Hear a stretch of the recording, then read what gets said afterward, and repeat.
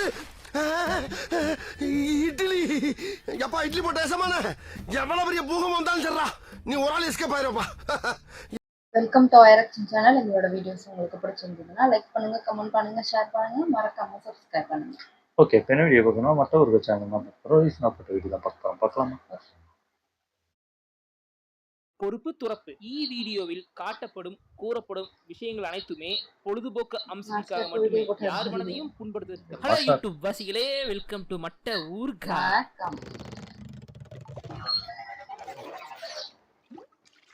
நான் மட்டையை காணும். ஊர்கா படத்துக்குள்ள சின்னதா ஒரு ஸ்டோரி. அதை விட படம் எடுத்ததுக்கே வெளியே ஒரு பெரிய ஸ்டோரி இருக்கு. இந்த படம் ஆரம்பிக்கும் போது ஸ்கூல் படிச்சிட்டு இருந்தவங்களாம் காலேஜ் முடிச்சிட்டாங்க. இந்த படம் ஆரம்பிக்கும் போது காலேஜ் போயிட்டு இருந்தவங்களாம் இப்ப வேலைக்கே போயிட்டாங்க. இந்த படம்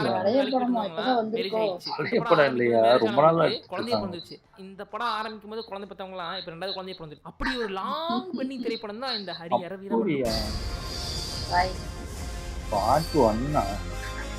பவன் கல்யாணோட 24 அக்னியாதிவாசி படம் படுத்துருச்சு. அதுக்கப்புறம் நான் முழு நேர ஆசையில குதிக்க போறேன்னு சொல்லிட்டு கிடைக்கிறப்ப 2 படம் பண்ணாரு. ஒன்னு வக்கீல் சாப் அண்டர் போனி கபூர் ப்ரொடக்ஷன், இன்னொன்னு Harihara Veeramallu under A M Ratnam production. Vedalam படத்தை தெலுங்குல ரீமேக் பண்ண வீரத்தோடு வந்த ஜில்லா டைரக்டர் பண்றாப்ல ஏஎம் ரத்னம். ஆனா நெல்சன் ஏன்னா நழுவி போயிட்டாப்ல. அப்புறம் எஸ் ஏ சூர்யா டைரக்ட் பண்ண கமிட் பண்ணாங்க, அவரும் ஒமிட் பண்ணிட்டாப்ல. இப்போ பவன் கல்யாண் கால் ஷீட்டை கையில வச்சுட்டு திருதுன்னு சுத்திட்டு இருந்தப்போ நம்ம கிறிஷ் கிட்ட ஒரு ஈஸ்ட் கதை இருந்துச்சு. கிறிஷ் யாருன்னு தெரியாதவங்க சொல்லணும்னா நம்ம வானம் டைரக்டர். அந்த ஈஸ்ட் கதை பீரியட் ட்ராமா, முகல்ஸ் பீரியட்ல நடக்கிற கதை. முகல்ஸ் டெல்லியில பாதுகாப்பு பண்ணி வச்சிருந்த கோகினூர் டைமண்டை திருட்டு வர கதை. ஷூட்டிங் ஆரம்பிச்சாங்க.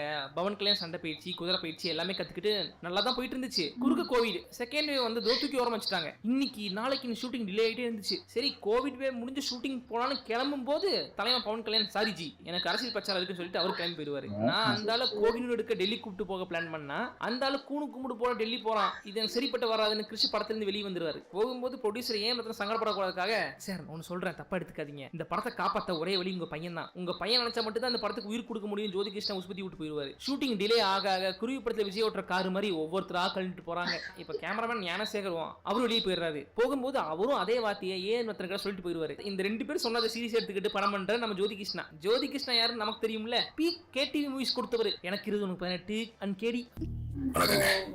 இவர்தான் கண்டமனூர் ரகுபதின்றது. அவங்களும் அந்த பக்கம் பெரிய தலைக்கட்டு தான். நடுவுல ஊழலான்னு ஒரு படத்துல ஹீரோவும் பண்ணாரு. அந்த படத்துல பாட்டுல செம ஃபன்னா இருக்கும். அப்பேற்பட்ட ஆளு இந்த கதையை நான் எடுத்து பண்றேன் என்னன்னு அப்பாக்கு சத்தியம் பண்ணி கொடுத்துட்டு இந்த ஈஸ்ட் கதையை ஒரு மாதிரி கிண்டிட்டு பவன் கிட்ட போறாப்ல. பவன் கல்யாண் கதையை கேட்டுட்டு வாவ் இட்ஸ் நைஸ், கிறிஸ் சொன்னதை விட சூப்பரா இருக்கு, வாங்க ஒன்னா போடணும்னு படத்தை ரிசீவ் பண்றாங்க. இப்போ ஹரியர வீரமல்லு ஆன் கார்ட்ஸ்.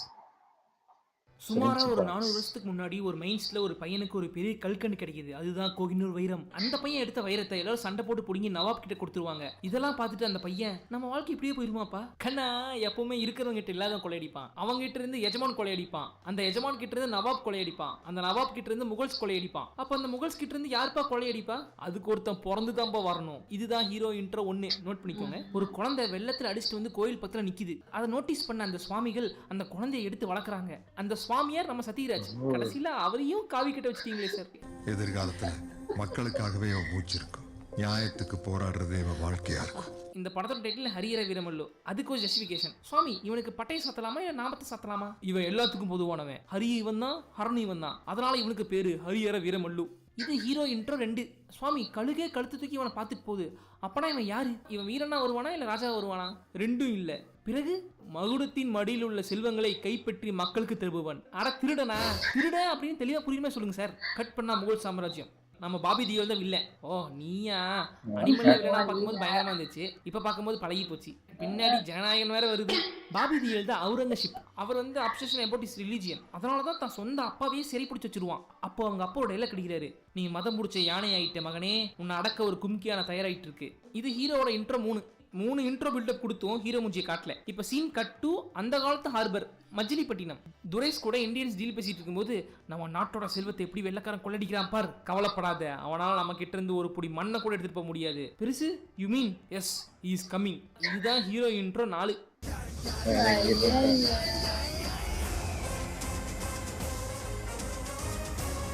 மாப்பிள்ள ஒரு வழியா ஹீரோவை காட்டிட்டாங்கடா. வராரு, சண்டை போடுவாரு, ஜம்ப் பண்ணுவாரு, வாழை சொல்லிட்டு போயிடுவாரு. கட் டு அடுத்த scene. Face full of beard. போன சீன்ல கிளீன் ஷேவ், இந்த சீன்ல பியர்டு.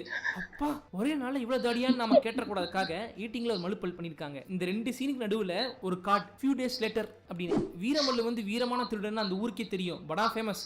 அதனால பக்கத்தூர் ராஜா அவரை கூப்பிட்டு விடுவாரு.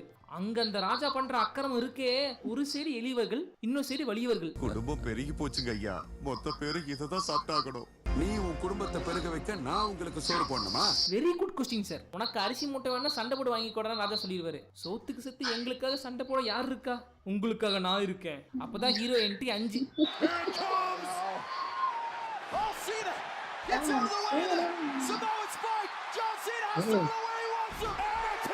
ரெஸ்லிங் மாதிரி ஜான்சன் ஷாட்லாம் போடுறாரு. அவங்களுக்காக நான் சண்டை போடுறேன்னு சொல்லி ஃபைட் பண்ணி ஜெயிச்சுட்டு வந்து ராஜா முன்னாடி நிப்பாரு. ஆனா அந்த வெற்றி என் மக்களுக்காக.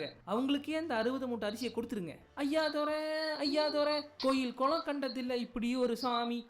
மக்கள் வறுமையில வாடும்போது அவங்களுக்காக சண்டை செஞ்ச வீரனே, நீ தான் அடுத்த அரசன். ஓ அந்த சீன்ல இந்த சீனை சொல்ல மறந்துட்டேன். அந்த ராஜா அரண்மனையில் தான் நிதி அருவாள் இருப்பாங்க. வீரமல்லுவோட வீரத்தை பார்த்து நிதிக்கு ஒரு காதல் வந்துச்சோ. இந்த அரண்மனையில் இருக்க அழகில் தான் ரொம்ப பாவம். ஆமா, எந்நேரமும் அவளை வீட்டு நகையை மாட்டிட்டு சுத்தணும், டான்ஸ் கத்துக்கணும், அதை அரங்கேற்ற பண்ணணும், தன்னை அழகா வச்சுக்கணும், நிறைய ஸ்கின் கேர் பண்ணணும், கரெக்ட் டயட் மெயின்டைன் பண்ணணும். அப்பா டிஃபிகல்ட் ஜாப். எப்படி நிதிக்கு வீரமல்லோட வீரத்தை பத்தி இங்க லவ் வந்துச்சோ, இங்க நிதியோட டான்ஸை பத்தி இங்க இவருக்கு லவ் வந்துருச்சு. இப்போ நைட் மீட் பண்ணி பேசிக்கிறாங்க. இவ்வளவு நாள் எங்கடா இருந்த? எனக்காக பிறந்தவன் நீ தானே, இவ்வளவு நாள் தெரியாம போச்சே. அடியா அருந்ததி, உன்னை கல்யாணம் பண்ணிக்கணும்னு தான் இன்னும் உன்னை தொடாம இருக்கு. என்கிட்ட கேட்காம கண்டம் கிட்ட பேசக்கூடாது. ஏன்னா நீ எனக்கு சொந்தமானவன். அப்ப நீங்க ராஜாவோட தங்கச்சி இல்லையா? செகண்ட் சேனலா? பஞ்சமி, முடிஞ்சா தப்பிச்சு போ, இல்ல பொறுத்து போ. பொண்ணுங்கனாலே பொறுத்துதான் போகணுமாங்க? ஆனாதிக்க சண்முகம். திவாரோட தங்கச்சியை பொண்ணு நினைச்சேன். இதை எதிர்பார்க்கல. பாருங்க, ஹீரோவும் நம்மள மாதிரி தான் நினைச்சிருக்காரு. ஹீரோக்கும் நமக்கு ஏதோ ஒரு சிங்க் இருக்கு இந்த படத்துல. வீரு, என்னை எப்படியாவது இங்க இருந்து கூட்டிட்டு போயிரு. கவலைப்படாத குட்டிமா, நான் உன்னை கூட்டிட்டு போறேன். நேத்து பார்த்து இன்னைக்கு லவ் பண்ணி நாளைக்கு ஓடி போறாங்க. 5G விட ஃபாஸ்டா இருக்காங்க மாப்பிள்ள. இப்ப வீரு எதுக்காக வந்தாரோ அதுக்காக ஒரு மீட்டிங். நீ இங்க போய் இங்க இருக்கிற அதை எடுத்துட்டு வந்து இங்க கொடுக்கணும். நான் இங்க உனக்கு ஏதாவது போட்டு கொடுப்பேன். எடுக்கிற டைமண்ட்ல பாதி எனக்கு கொடுத்துரு. அப்படிதான் தர முடியாது வீரு. சரி நான் போறேன். வேணா 2 டைமண்ட் தர வச்சுக்கோ. இந்த டீலிங் அவருக்கு ஆக்சுவலா பிடிச்சிருந்தனால கொள்ளையடிக்க அவஞ்சர்ஸ் டீம் செட் பண்றாரு வீரு மல்லு. 2 பெட்டிகேஸ் திருடர்கள், ஒரு ஜெயில் கேதி, ஒரு பீம் பாய். இவங்க எல்லாரையும் அசம்பிள் பண்ணிட்டு தொழிலுக்கு போகும்போது 2 நடனம் அங்கே வந்துருவாங்க. அதுல ஒண்ணு ஆங்கர் அனசூயாவா? ஆனா அனசூயா இப்போ அவரை சிம் பண்றாங்க. அழகா இருக்கான்ல. இங்க இத்தனை ஆம்பளைங்க இருந்தாலும் அவன் ஒருத்தன் தான் பேரழகனா தெரியறான். வீருடு எங்கூட ஆட வரையா? Sorry aunty, I am already taken. டப்பு டான்ஸ். எதுக்கு வந்தோம்னே மறந்துட்டு டான்ஸ் ஆடிட்டு இருக்காரு. அனசூயா கூட இப்படி எப்படி ஆடினதுனால டைவர்ட் ஆகி அன்னைக்கு கோட்டை விட்டுருவாரு. சார்மினார் வந்துருச்சு. வீரமல்லு ஏன் இன்னும் வரல? டீம் லீடர் கொடுத்த டாஸ்கை கம்ப்ளீட் பண்ணி முடிக்க ஓவர் டைம் பார்க்குற எம்ப்ளாயி மாதிரி வீரமல்லுவும் தூங்காம அடுத்த நாள் காலையில மறுபடியும் கொள்ளையடிக்க இறங்குவாரு. சரி, வைரத்தை கொள்ளையடிக்க போறாரு. நானும் தூம் ரித்திக் மாதிரி, மணி ஐஸ் ப்ரொஃபசர் மாதிரி செம்ம ஸ்கெட்ச் போட்டு பண்ணுவாருன்னு பார்த்தா ஏமாற்றம். சரி, அட்லீஸ்ட் நம்ம ருத்ரா பாக்யராஜ் மாதிரியாச்சும் பண்ணுவோம்னு பார்த்தா அதுவும் இல்லை. மேல இருந்து குதிப்பாரு, கீழே விழுவாரு, சண்டை போடுவாரு, கொள்ளையடிச்சிருவாரு. ஏதோ பயங்கரமா திருடுவாருன்னு நினைக்கிறேன். அவ்வளவுதானா? நிஜமாவே அவ்வளவுதானா?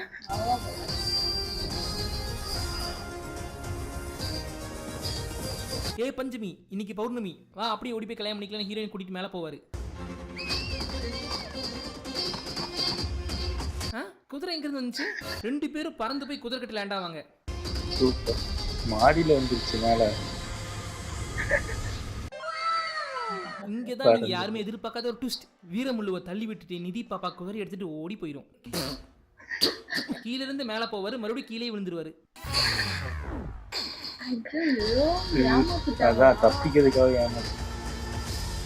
இததான் பெண்ணை நம்பாதே உன்னை ஏமாற்றும்னு எனக்கு இன்னொரு பேர் படத்துல ஜிவி பிரகாஷ். எங்களோட சொத்தை திருடி நீ மக்களுக்கு வாரி வழங்குறியா? உண்மையிலே அது மக்கள் சொத்து தானே. நவாப் கிட்டே கொள்ளையடிச்சிருக்கான் த மோஸ்ட் வாண்டட் தீஃப். இன்னைக்கு மாட்டினான். செத்தண்டா சேகர் நினைச்சா நவாப்பு வீரமல்லு கிட்ட டீல் பேசுவாரு. தம்பி, நீ ஆயக்கல் 64 கை தேர்ந்தவன் தெரியும். நம்ம கிட்ட இருந்து கோகினி வைரத்தை அவுரங்கசீப் எடுத்துட்டு போயிட்டான். கேட்டா கொடுக்க மாட்டேங்கிறான். நீ வாங்கி கொடுத்தனா புனியமா போகும். ஒரு வைரத்துக்காக வைர சுரங்கத்தையே தரேங்கிறீங்க. இதோட மதிப்பு என்னன்னு எனக்கு புரியுது. வீரமல்லு அக்செப்ட் தி டீல்.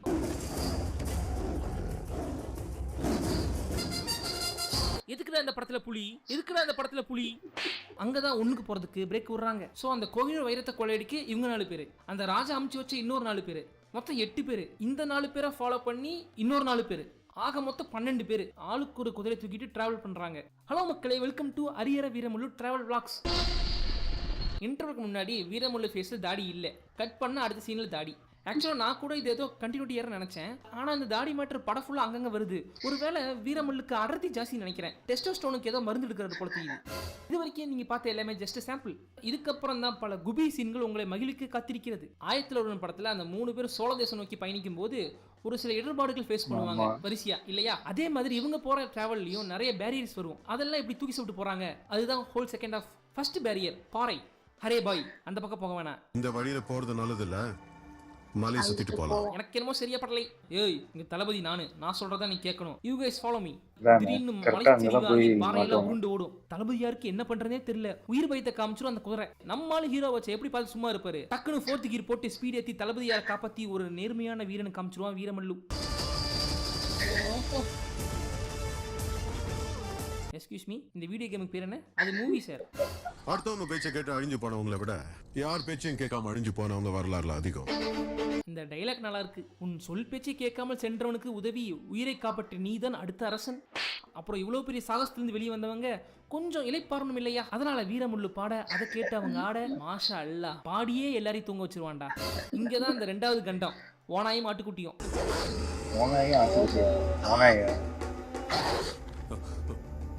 இப்போ ஜஸ்ட் இமேஜின், நீங்க இந்த மாதிரி ஒரு இடத்துல மாட்டிட்டீங்க. என்ன பண்ணுவீங்க? ஒண்ணு அது கூட ஃபைட் பண்ணுவீங்க, இல்ல அதை நீங்க அடிச்சு கொண்டுருவீங்க, இல்ல அது உங்களை அடிச்சு கொண்டுரும், இல்லைன்னா அதிகபட்சம் தப்பிச்சு ஓடுவீங்க, அது உங்களை துரத்தும். ஆனா மிஸ்டர் வீரமுள்ளு இந்த 3த்துல எதுவுமே பண்ண மாட்டாரு. ஆனா அவங்க எல்லாரையும் இந்த ஆபத்துல இருந்து காப்பாத்திடுவாரு. அது எப்படின்னு கேட்டீங்கன்னா, நம்ம போதி தாத்தா சொல்லி கொடுத்த நோக்க வருமம்.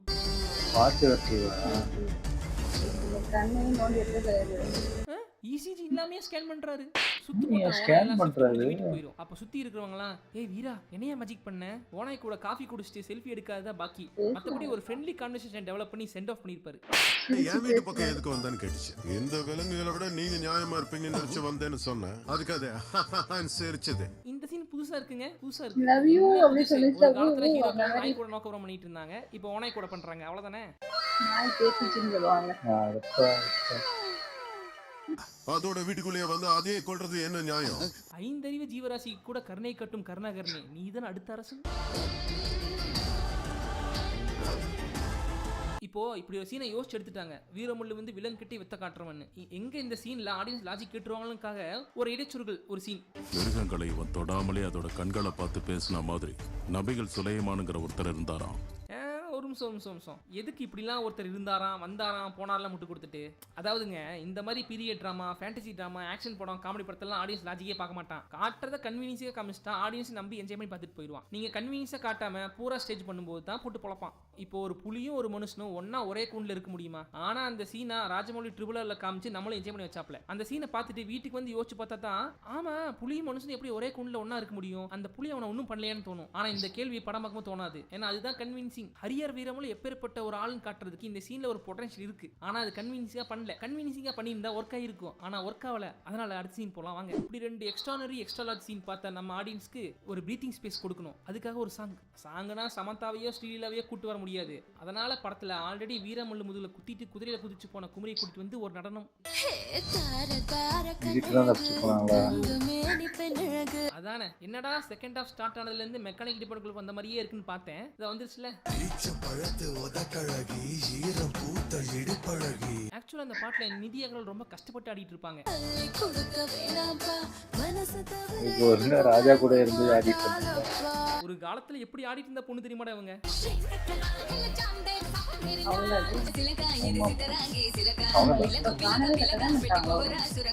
பாட்டு முடிஞ்சதும், ஏ பொண்ணே, நீ என்ன காதலிக்குமே நடிச்சில, அதெல்லாம் உனக்கு ஒரு பனிஷ்மெண்ட். நான் ரொம்ப தூரம் போகணும், அடிச்ச வயிறத்தை அப்புறம் கொடு, அது வரைக்கும் எனக்கு கம்பெனி கொடு. தமிழ்நாட்டு டெப்டி சிஎம் கூடயும் நீங்க படம் பண்ணிருக்கீங்க, ஆந்திர பிரதேசோட டெப்டி சிஎம் கூடயும் படம் பண்ணிருக்கீங்க. எப்படி இந்த மாதிரி நீங்க சூஸ் பண்றீங்க? ஆக்சுவலி நான் சூஸ் பண்ணல, அவர் தான் சூஸ் பண்ணிட்டார் எனக்கு.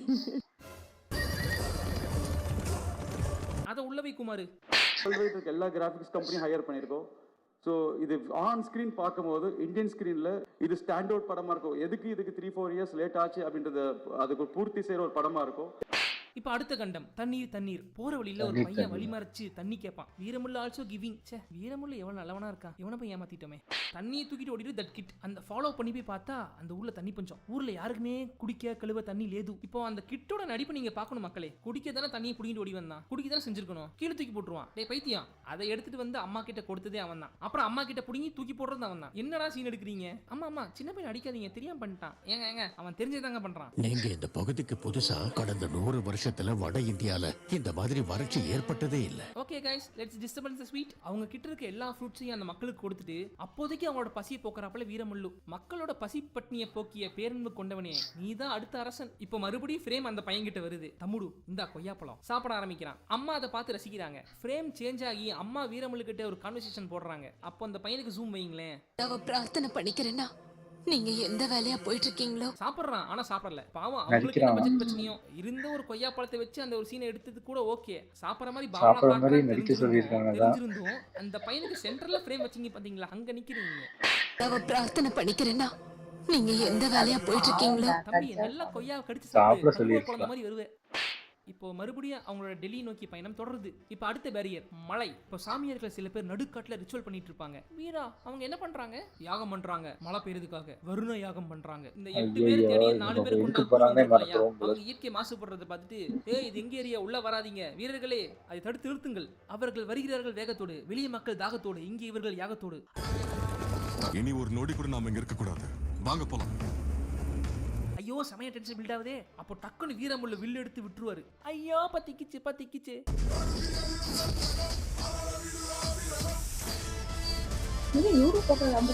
என்னத்தையும் போட்டான், ஓடுங்க ஓடுங்க. இப்போ இவங்களை சுத்தி தீ. டேய் கிறுக்கா, கையை கால வச்சுட்டு சும்மா இருக்க மாட்டியா? இப்ப பாரு நாமளும் எரிஞ்சு பஸ்மாக்க போறோம். வீரோட ஹேஸ் நோ ஆன்சர்ஸ். பின்ன எப்படி பேசுவான்? அவங்கள கழுவி ஊத்துறாங்க. Still he remains calm. கரெக்டா யாகம் முடிஞ்ச அப்புறம் மேல இருந்து ஒரு துளி வந்து வீரு மூஞ்சில உட்காருது. யாகம் முடிஞ்சதும் மழை பெய்ய ஸ்டார்ட் ஆயிடுச்சாமா.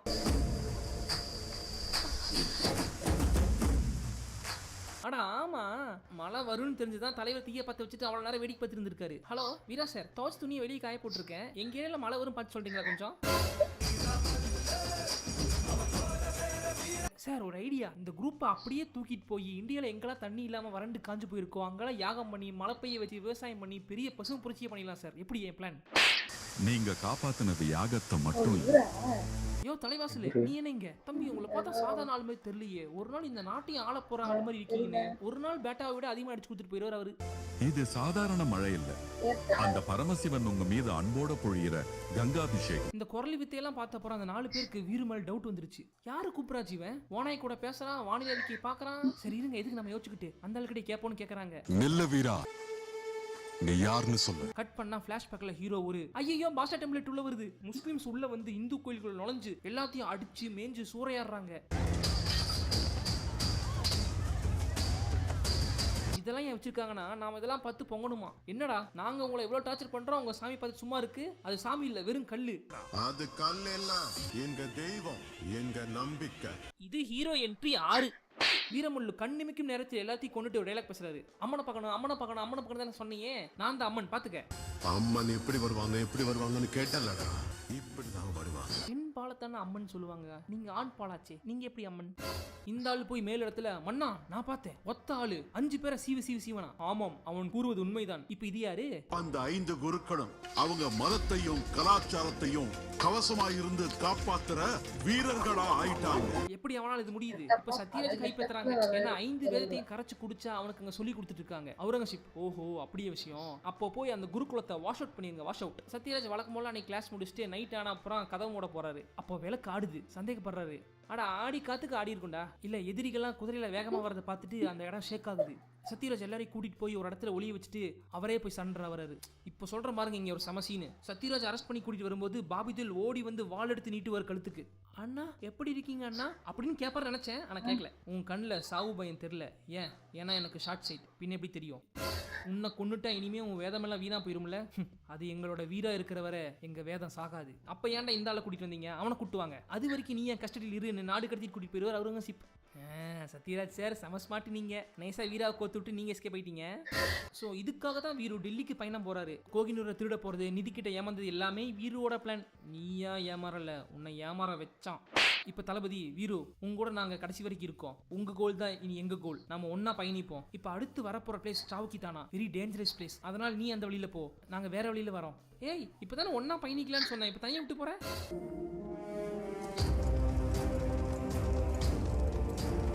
லாஸ்ட் பேரியர் வார். இந்த இடம் வந்து இஸ்லாம் பீப்புளால கண்ட்ரோல் வச்சிருக்க பிளேஸ். இந்துஸ் வந்தாங்கன்னா டாக்ஸ் கட்டணும், இல்லைன்னா அவங்க கதி அதோ கதி. இந்த ஊருக்குள் நுழையிறதுக்கு இந்துஸ் அவங்க ரிலீஜியன் சம்மந்தப்பட்ட எந்த பொருளையும் வச்சிருக்க கூடாது. அதனால அங்க இருக்கிற வாரியர்ஸ் அதை எடுத்து உடைச்சு அக்கிரமம் பண்றாங்க. இதெல்லாம் பார்த்த வீரு கண்ட்ரோல் பண்ணிக்கிட்டே இருக்காரு. ஆனா எவ்வளவு நேரம் தான் ஒரு மனுஷன் கண்ட்ரோல் பண்ண முடியும் சொல்லுங்க? ஒரு சின்ன பாப்பா அவகிட்ட வச்சிருந்த லிங்கத்தை அவங்க அவமானப்படுத்தும் போது வீரு கொண்டு எழுந்தான்.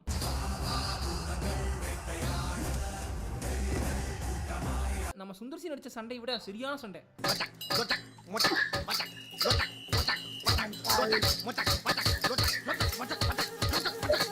ஒரு பாயிண்ட சுத்து போட்டுறாங்க. இப்ப இந்த பாப்பா மகா ஜனங்களே நமக்காக ஒரு அடி வாங்குறான், இன்னும் வேடிக்கை பார்க்கறீங்க ஏத்தி விடுது.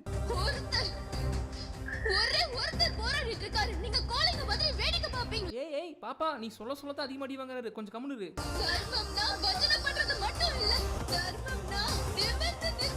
பாப்பா ஃபியூச்சர்ல ரொம்ப கிரிஞ்சா ஃபீல் பண்ண போற நீ. என்ன வீரமுள்ளு எதிரி கூட ஹேண்ட் கிரிக்கெட் விளையாடுறாரா? போய் சொல்லு உங்க ஆளு கிட்ட வீரன் வரான்னு. இப்ப மக்கள் எல்லாம் சேர்ந்து அவர் கையெடுத்து கும்பிடுவாங்க. அவர் அன்னைக்கு அவரை ஒரு காடாவே ஃபீல் பண்ணிக்கிறாரு. சார் உங்க பேர் என்ன? எதுக்கு கேக்குற? டெய்லி பூஜை பண்ணும்போது உங்க பேரை சொல்லி பூஜை பண்ண போறேன். கண்ட்ரோலிங் கெட்ட வார்த்தை. மக்களுக்கு ஒண்ணுனா எவ்வளவு இறங்கி சண்டை செய்யறாரு. ஏன் ஓட்டு இவருக்கு தான். அதெல்லாம் ஓட்டு போட முடியாதுப்பா, அவர் ஆந்திரா.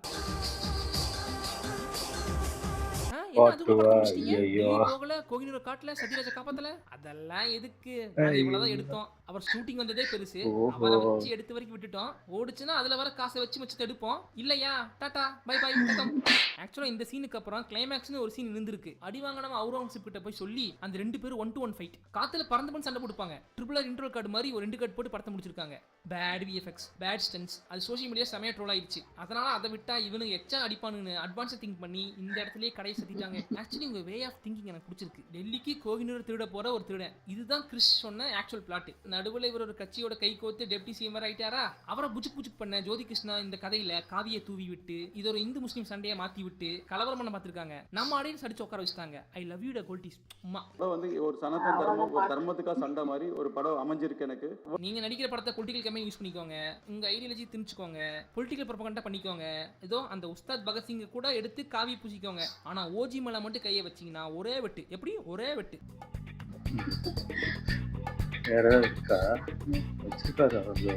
ஏஎம் ரத்னத்தை விட இந்த படத்துல பெருசா பாதிக்கப்பட்டது நம்ம நிதி அகர்வால் தான். 2019 பாலிவுட்ல இருந்து இம்போர்ட் ஆன ஹீரோயின் தான் நிதி அகர்வால். பார்க்க அழகா இருப்பாங்க, டான்ஸ் செமையாடுவாங்க, கிளாமர்ல பூந்து விளையாடுவாங்க. இப்படி தெலுங்கு சினிமாவுக்கு ஏத்த ஹீரோயின் நம்ம நிதி அகர்வால். இவங்களும் இலியானா, காஜல் அகர்வால், ஸ்ருதி ஹாசன், தமனா மாதிரி தெலுங்கு நம்பர் 1 ஹீரோயினா வருவாங்க நிறைய பேர் எதிர்பார்த்தாங்க. அப்பதான் ஏஎம் ரத்னம் வந்து என்கிட்ட பவுண்ட்ல படத்தை காட்சிட்டு இருக்கு, இந்த படத்தை நடிச்சு கொடுக்க வரைக்கும் நீ வேற எந்த படத்துல சைன் பண்ண கூடாது, அக்ரிமெண்ட்ல சைன் பண்ணுன்னு நிதி கிட்ட வந்து கேட்டாப்ல. நம்ம நிதியும் சரி பவுண்ட்ல படம் பெரிய ஹீரோ படம் ஓடுதோ இல்லையோ நம்ம நல்லா ரீச் இருக்குன்னு நினைச்சு கையெழுத்து போட்டு கொடுத்துச்சு. ஆனா இந்த படம் 5 வருஷம் டிலே ஆனதுல நிதி அகர்வால் நிதி இல்லாம வீட்டுல சும்மா இருந்தாங்க. இந்த 5 வருஷத்துல ஸ்ரீலீலா நிறைய வாய்ப்பு இல்லாம இப்ப 5 வருஷம் கழிச்சு ரிலீஸ் ஆகியும் இந்த படம் சரியான அடி. இதை பெருசா நம்பிட்டு இருந்த நிதி அகர்வால் இதை தாங்கிக்க முடியாம இந்த படத்துல வர பாப்பா மாதிரி ஏன் இப்படி பண்றீங்க, ஒரு நல்ல படத்தை டார்கெட் பண்ணி ஹேட் ஸ்பெக்ட் பண்றீங்கன்னு ட்விட்டர்ல புலம்பிட்டு இருந்துச்சு. படம் பண்ணக்கூடாது அப்படின்னு சொல்லி நாங்க அவங்க கிட்ட அக்ரிமெண்ட் போட்டு அவங்கள வந்து நிப்பாட்டணும். ஆனா அவங்க பாவம் ஒரு ஹீரோனோட கெரியர்ல 5 வருஷத்தை காலி பண்ணி அவரை டிப்ரெஷன் தள்ளி புலம்பி விட்டீங்கடா. இந்த சாப்பிட அவங்க சும்மா விடுமா? ஆமா 5 வருஷத்துல அவங்க கிட்டத்தட்ட எவ்வளவு படம் நடிச்சிருப்பாங்க பாவம். உண்மையில அதான் ரொம்ப வருஷமா எடுத்திருக்காங்க உங்களுக்கு தெரியவே இல்லை. இது நானும் ட்ரெய்லரு என்னவோ பார்த்தேன், நல்லா வித்தியாசமா இருந்துச்சு. பவன் கல்யாண்னா இப்படி ஒரு படம் நடிச்சிருக்காரு, ஒரு ஃபேண்டசியான ஏதோ அந்த ராஜகாலத்துல இது மாதிரி எடுத்திருக்காங்க. நல்ல முயற்சி, நிறைய அந்த இதெல்லாம் இருக்கு. ஆனா என்ன அந்த ஓனாய்கிட்ட பேசுனது அதெல்லாம் எனக்கு எடுத்து அதான் அது ஏதாவது நம்மளுக்கு ஏதாவது ஃபர்ஸ்டே காட்டியிருக்கணும். அந்த மாதிரி ஏதாவது இந்த மாதிரி இந்த ஃபேண்டசி உலகம் மாதிரி எல்லாருக்கும் ஒரு பவர் இருக்கிற மாதிரி போட்டிருந்தா கூட தெரிஞ்சிருக்காது. அந்த இது ஹிந்தியில கூட இவர் ரன்பீர் கபூர் ஒரு படம் நடிச்சாங்களே, அவர் ஏதோ பவர் விட்டுட்டு இருப்பாரு, அமிதாப் பச்சன் அந்த மாதிரி இருந்தா கூட சரி ஏதோ பவர் இருக்கு அப்படி ஃபேண்டசி படம் அப்படின்னு நம்ப. இது கொஞ்சம் ஓவரா அவர் ஏதோ பேசுறாரு, அது என்னமோ பேசிட்டு இதை சொல்லிடுறாருல. அந்த ஒரு ட்ரோல் வந்துச்சு, ஒரு லேடி கூட அது ஊன்னு கத்துனா லவ் யூன்னு சொல்லுவேன். எனக்கு அப்படிதான் ஞாபகம் வருது. அந்த இது மாதிரியே இருக்குது பாக்குறதுக்கு. இது ஏதோ அவசரமா எடுத்து கிட்டத்தட்ட எனக்கு தெரிஞ்சு இது ஃபர்ஸ்ட் ஹாஃப் அதாவது ஃபர்ஸ்ட் ஹாஃப் மட்டும் எடுத்திருக்காங்க. அது அப்படியே இழுன்னு இழுத்து ஒரு படமாவே ஆக்கி வச்சிருக்காங்க. ஏன்னா அது கதையே அப்பதான் ஆரம்பிக்குது, முடிஞ்சிருச்சு படம். எந்தெந்த பாட்டு வரதுக்கு வாய்ப்பு அதான் எனக்கு தெரியல, இது அங்க ஓடிச்சா என்னன்னு தெரியல. எனக்கு தெரிஞ்சு இவர் மற்றவர்கள் சொல்ற மாதிரி ஓடிட்டாது போல இருக்கு அந்த அளவுக்கு. இதுதான் மற்ற படம் தான் தெரியும் என்னன்னு. நல்லா இருந்துச்சு. ஓகே, எங்க வீடியோஸ் உங்களுக்கு பிடிச்சிருந்தா லைக் பண்ணுங்க, ஷேர் பண்ணுங்க, கமெண்ட் பண்ணுங்க, மறக்காம சப்ஸ்கிரைப் பண்ணுங்க. நல்லா இருக்கும்.